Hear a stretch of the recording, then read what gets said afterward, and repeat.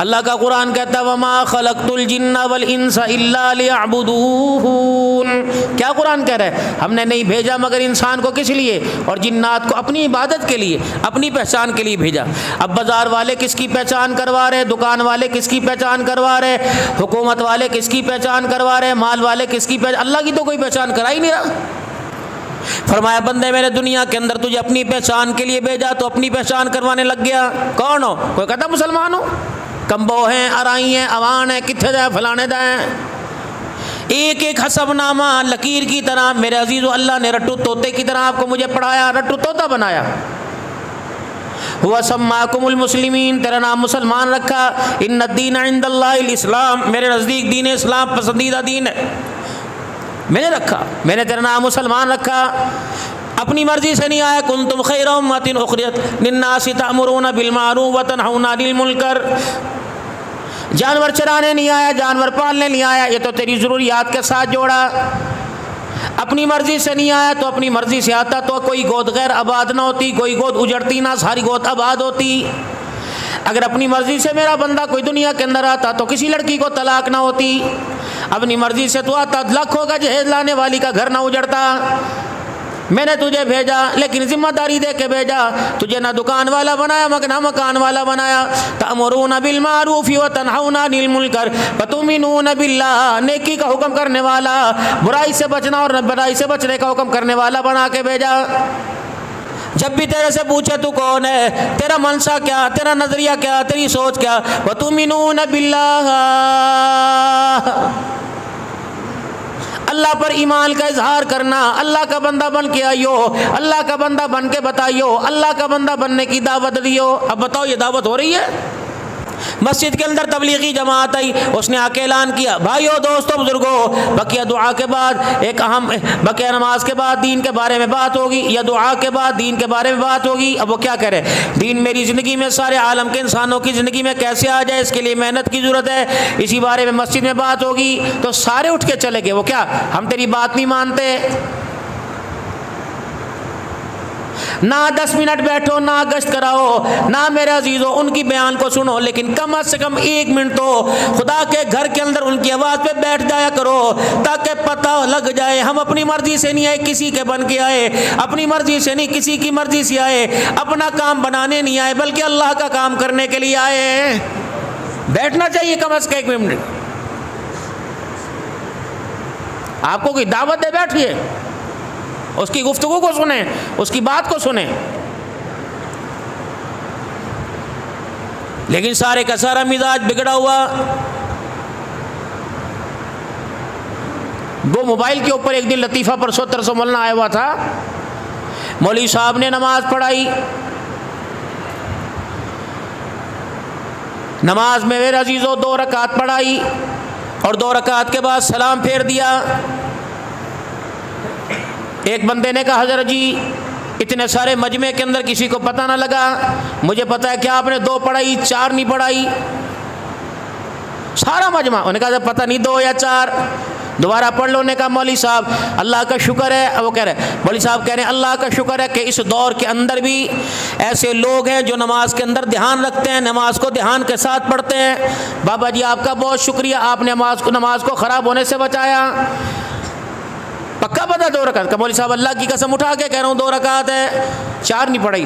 मौला फरमाने लगे 4 बाद में पढ़ाऊँगा। मौला बताओ आपका इतना अल्लाह का ध्यान कैसे हो गया नमाज के अंदर, आपका अल्लाह का ध्यान ऐसे कैसे मिल गया, नमाज में इतना ध्यान कैसे हुआ? अब वो कह रहे मौलवी साहब पता तो मुझे भी ना चलता, मेरे 4 बेटे हैं, चारों को मैंने अलग-अलग दुकान करा के दे रखी है। 4 रकात की नमाज में हर रकात के अंदर एक बच्चे की दुकान का हिसाब करता हूँ। 2 रकातों में 2 का हिसाब किया, 2 का बाकी रह गया, आपने सलाम फेर दिया, तब मुझे याद है।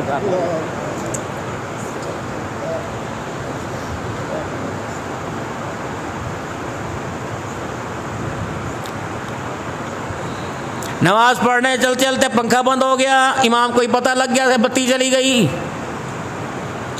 खुदा के घर में भी आके अल्लाह ना मिला, सुलूके के अंदर मोबाइल की घंटी बजी तो मोबाइल मिल गया, हाथ भागे जैसे। उल्टा मोबाइल हो सीधा मोबाइल हो, कुरेद कुरेद के ढूंढ ढूंढ के यूं करके बेल बंद कर देंगे। बेल के बटन का तो पता, सजदे के अंदर जाकर फिर भी ना पता कि अल्लाह इस वक्त कहाँ है।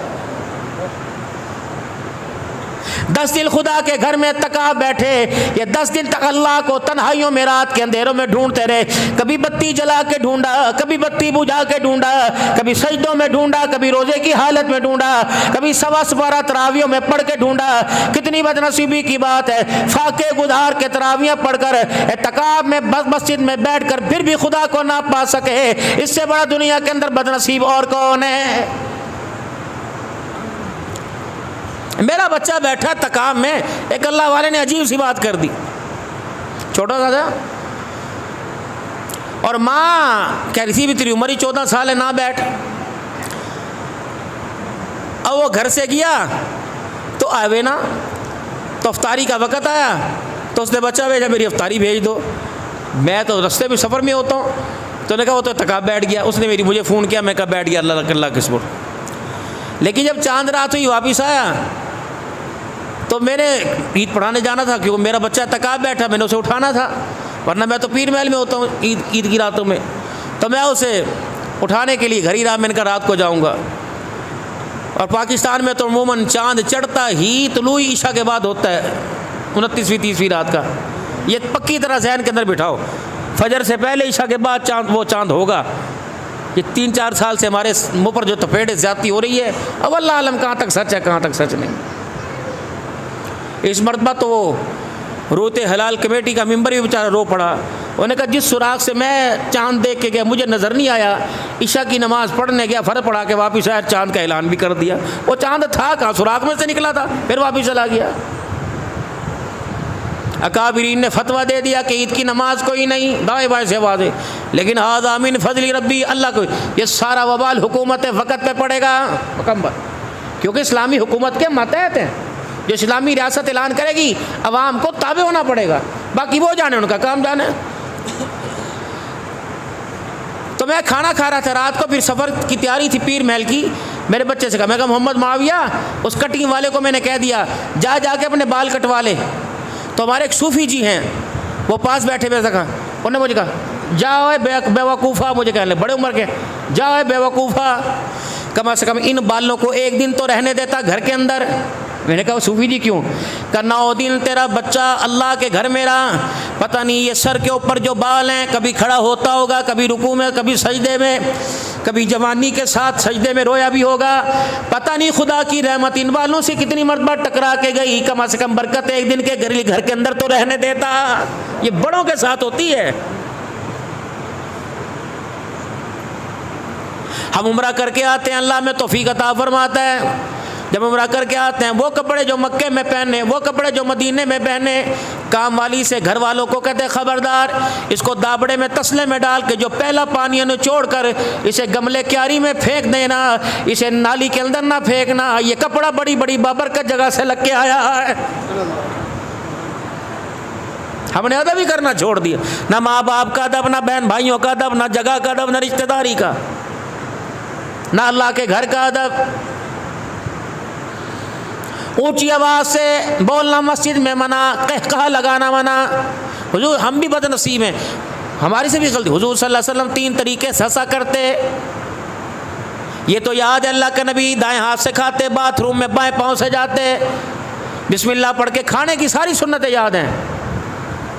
अल्लाह के नबी का हंसना 3 तरीके से था। आप सल्लल्लाहु अलैहि वसल्लम जब हंसते तो आपके दोनों होठ जुड़े, स्माइल होती चेहरे में, ये लब हिलते खिलते आप, जिस तरह हमने उलमा करते थे।